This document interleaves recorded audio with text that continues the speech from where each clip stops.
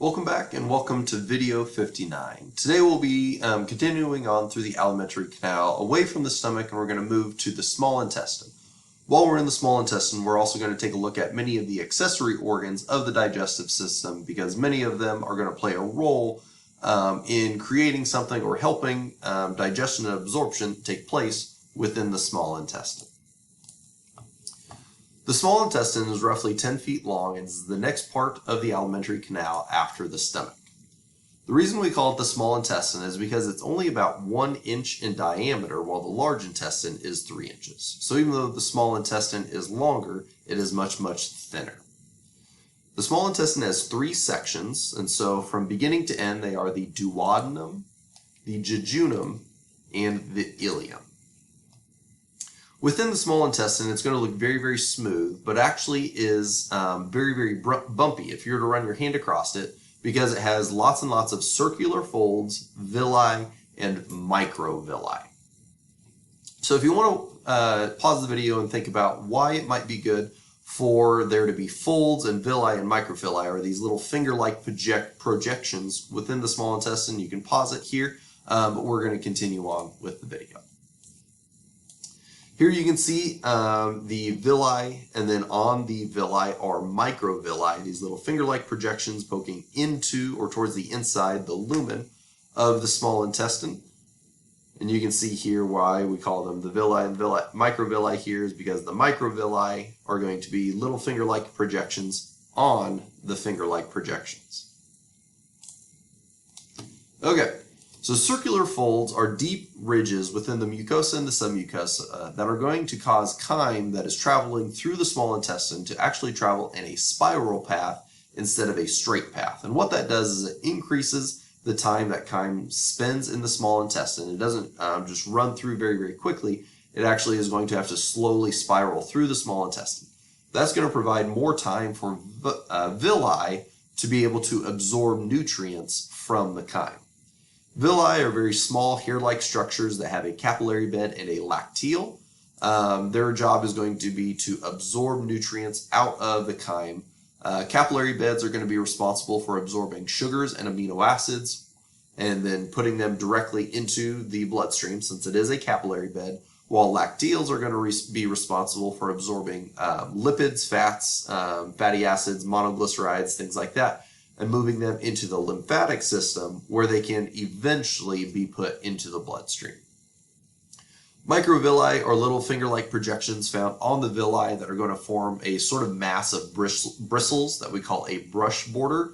And all of this, the villi and the microvilli, those finger-like projections are made to increase the surface area for absorption of nutrients. So if the small intestine was smooth, you would have very little surface area and not a lot of nutrient absorption would take place. But with the villi and microvilli, there's actually much, much more surface area, and so you're going to be able to absorb nutrients much more efficiently.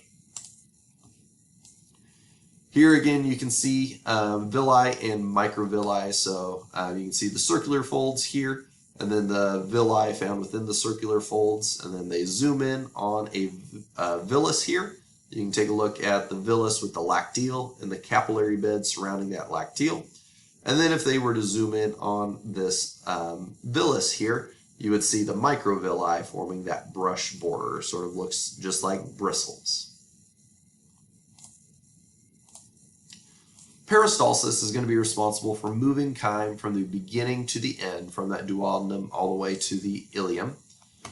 A lot of chemical digestion takes place within the duodenum. Peristalsis, again, is not mechanically digesting, but you're going to have the liver and pancreas emptying their enzymes into the small intestine to cause chemical digestion to take place. You're also going to see the release of sucrase, lactase, and maltase into the small intestine that are going to digest their associated enzymes. So when it comes to enzymes for digestion, ASE digests OSE. And so that's one way you can think of it. Sucrase is going to digest sucrose, lactase will digest lactose, maltase will digest maltose. And so they're going to break them up into their monosaccharides, generally glucose, although there are others like galactose that they can break them down into. And then within the small intestine, you're going to be absorbing amino acids, fatty acids, and glucose because of all that surface area created by the microvilli. So not only do you have digestion taking place within the small intestine, you also have nutrient absorption. Here are the three parts of the small intestine. You can see the duodenum is the first part, and it's actually a very short segment of the small intestine. It is then followed by the jejunum, which is going to wrap around here. And then finally, the last part and the longest part is the ileum.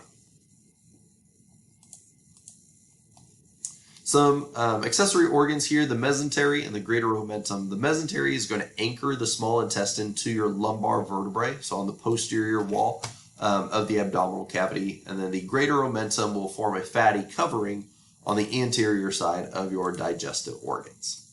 So you can see here the greater omentum covering all of those organs, and then if you were to remove or pull up the greater omentum, that would reveal the mesentery and how it is anchoring all of these digestive organs. And you can't see it here, but it is anchoring them towards the lumbar vertebrae.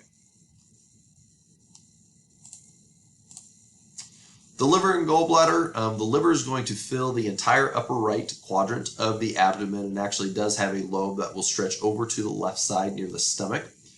The liver's job is going to be to secrete bile that is going to be stored and concentrated in the gallbladder, and that's what we're going to focus on here. The liver also is responsible for cleaning blood through the hepatic portal system in the digestive system, but we're going to focus on chemical digestion here. Bile is going to be released into the duodenum to break down fats in a process known as emulsifying or emulsification, because it's going to break them down into smaller fat globules, which are much easier to absorb into those lacteals. Some people may get their gallbladder removed because cholesterol is a part of bile. And if you have too much cholesterol, it can start to precipitate out. And precipitate out means it's going to start forming a solid out of the liquid of the bile. And when you start getting that those solids, that's how you get gallstones formed. And so passing gallstones is very difficult and very painful. And so somebody might get their gallbladder removed so that they are only relying on their liver to create the bile. They no longer have their gallbladder to store and concentrate the bile, but the gallbladder is not creating any of the bile, so you're still able to get by.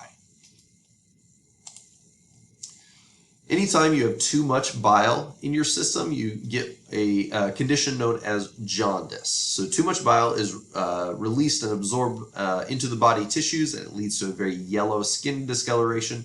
We sometimes see this also with other liver disorders or in infants. The pancreas, another accessory organ, is a very major accessory organ of the digestive system. It's going to secrete proteases, which are going to digest proteins, lipases to help digest fats, and amylases to help digest starch. All of these are going to be emptied into the duodenum so that it can break those down into their amino acids, their fatty acids, and into their maltose, glucose, and different things like that. Pancreas is also going to be responsible for secreting insulin, a hormone that's going to help keep your blood sugar from getting too high. So when your blood sugar is high, your pancreas releases insulin, and that tells your body that you have a lot of sugar in your blood, and it will actually move sugar into your body cells. You do have another hormone that is responsible for doing the opposite. We'll get to that at another time. But here you can see the liver and the gallbladder where they sit compared to the pancreas and the duodenum here. You do have a pancreatic duct and the liver, the hepatic duct, and then you have the common duct between the two where they're going to empty into the duodenum. So those are the major accessory organs and the anatomy and physiology of the small intestine. There's a lot going on here, so if you have any questions, please make sure you're letting me know.